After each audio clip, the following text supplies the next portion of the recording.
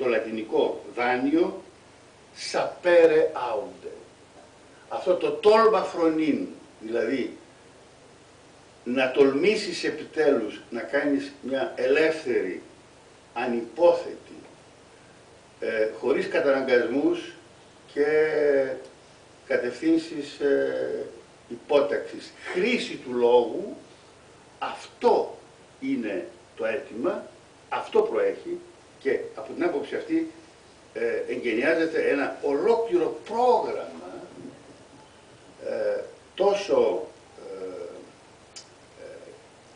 χρήσης αυτού που λέμε σκέψη, όσο και σε ό,τι αφορά την πολιτική αναδιοργάνωση της Ευρώπης. Ξέρουμε πολύ καλά ότι τρία είναι αυτά τα βασικά προτάγματα μετά τη Γαλλική Επανάσταση: η ελευθερία, η ισότητα και η αλληλεγγύη. Όμως προσέξτε τι συμβαίνει, και εδώ έχουμε να κάνουμε με πρόσφατες μάλιστα αναψηλαφήσεις και λιάνσεις αυτού του τέρατος που εμφανίζεται στην μεταπολεμική, αμέσως μετά τον Πρώτο Παγκόσμιο Πόλεμο, Γερμανία, και ο Ηλίας Θερμός μόλις με πληροφόρησε ότι συνέγραψε ένα βιβλίο με επίκεντρο τη Γερμανία αμέσως πριν και μετά τον Πρώτο Παγκόσμιο Πόλεμο μέχρι σήμερα. Γιατί, μολονότι το πρόγραμμα όπως αυτό αναλαμβάνεται, καταρτίζεται, προωθείται με το γαλλικό διαφωτισμό. Είναι ένα πρόγραμμα ουσιαστικά έλογης ανάπτυξης του ανθρώπινου εν κοινωνία και με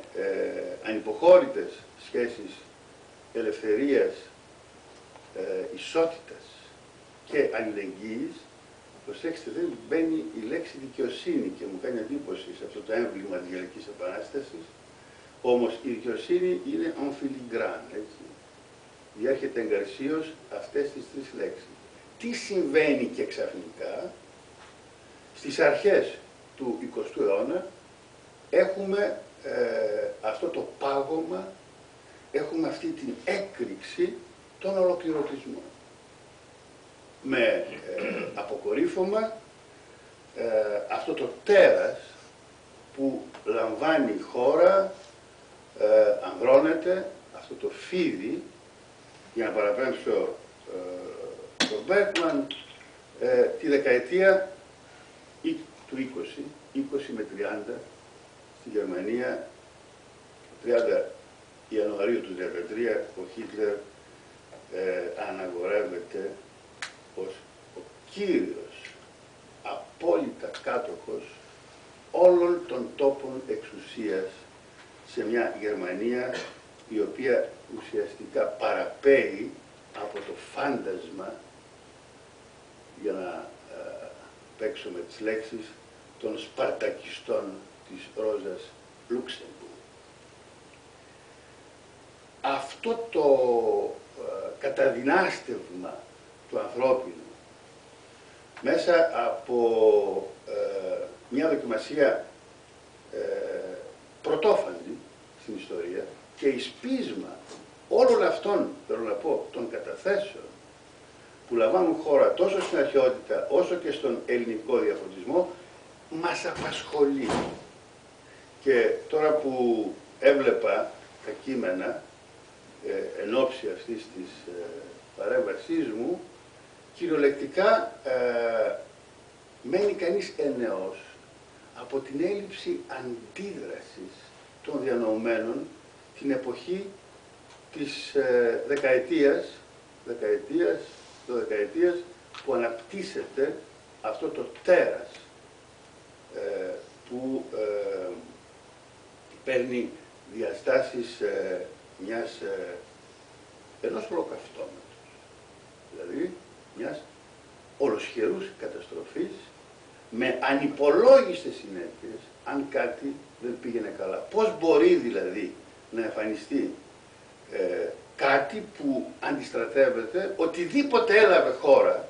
στην ιστορία από την αρχαιότητα μέχρι τις αρχές του 20ου αιώνα. Αυτά θα μας τα πει και ο Ηλίας Θερμός, όμως προσωπικά, ανθρωπολογικά και φιλοσοφικά μένω έκπληκτος, δεν μπορώ να συνέλθω ακόμη και σήμερα πώς αυτό το πράγμα επιτράπηκε.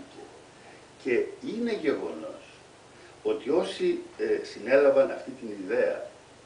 της Ευρωπαϊκής Οικονομικής Κοινότητας κατόπιν Ευρωπαϊκής Ένωσης, και αναφέρομαι σε αυτά τα ονόματα Αντενάουερ, Τσόρτσιλ ακόμα,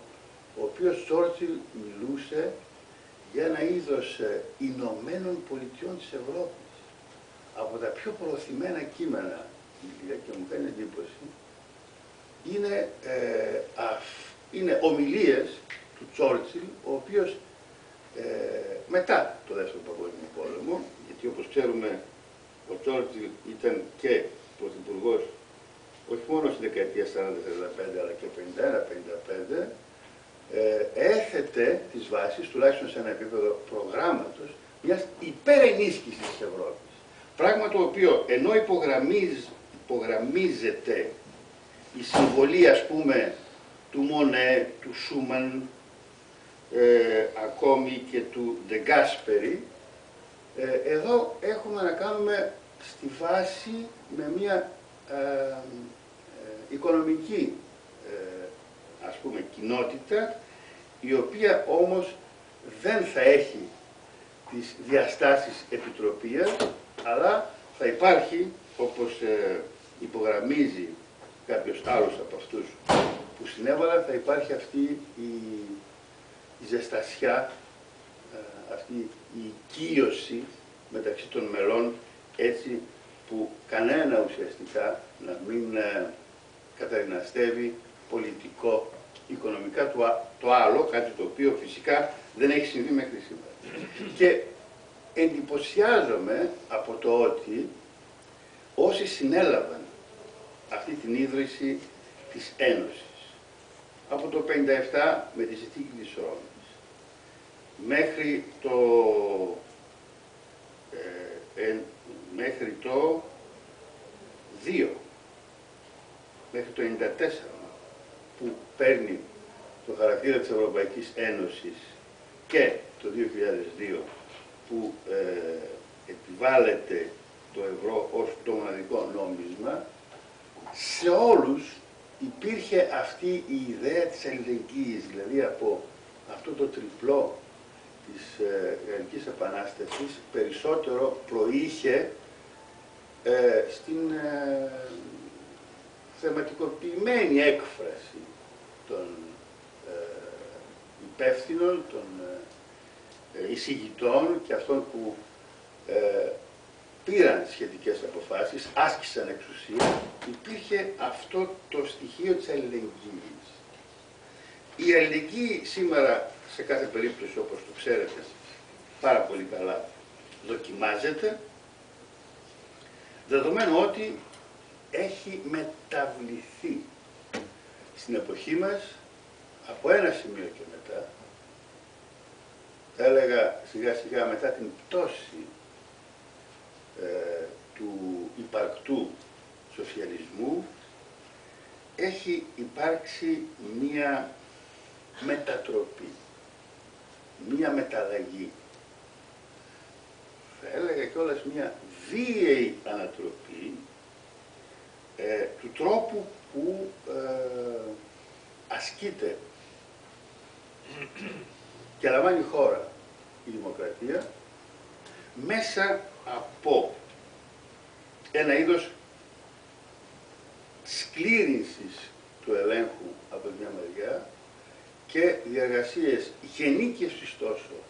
όσο και ολοποίησης από την άλλη μεριά. Εξηγώ και δίνω αμέσως το λόγο στους συναδέλφους. Η πολιτική ως τέτοια δεν περιορίζεται, όπως θα έλεγα αμέσως μετά το Δεύτερο Παγκόσμιο Πόλεμο ή ακόμη και πριν από